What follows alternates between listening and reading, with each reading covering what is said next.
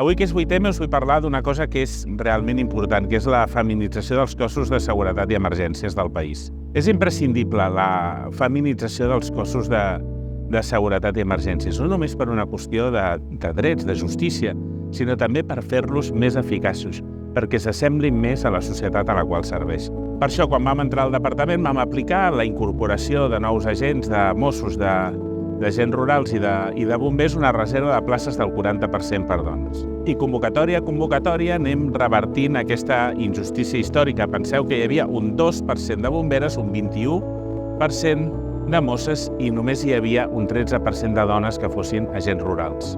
En concret, a la Policia de la Generalitat de Catalunya s'han incorporat 500 Mosses més, havent avui més Mosses que mai al cos. I aquesta incorporació de la dona a la Policia de la Generalitat de Catalunya no només és a la base, sinó també en els llocs de comandament. I en concret hem passat de 3 a 7 comissàries que suposen un 30% del total de comissaris del cos de Mossos d'Esquadra.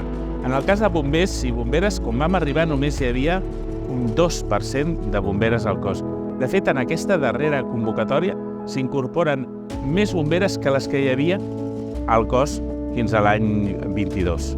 Aquesta incorporació de la dona en el cos de bombers i bomberes suposarà també l'adaptació, creant, per exemple, molts més vestuaris en els parcs de bombers del nostre país. I aquesta reserva de places, acompanyada d'aquesta voluntat que s'incorporin les dones als cossos de seguretat i emergències, ha fet, per exemple, que en el cos d'agents rurals s'hagi més que doblat la participació de les dones a les convocatòries que farem properament. Una de les raons per les quals tirem endavant totes aquestes iniciatives, ho deia, és perquè és de justícia, també perquè farem cossos de seguretat i emergències més eficaços, millors, però també perquè el conjunt del país, les dones del nostre país, es sentin cridades, sentin que se'ls vol en aquests cossos de seguretat i emergències i que, per tant, quan vegin convocatòries, sentin que aquesta crida també va per ella.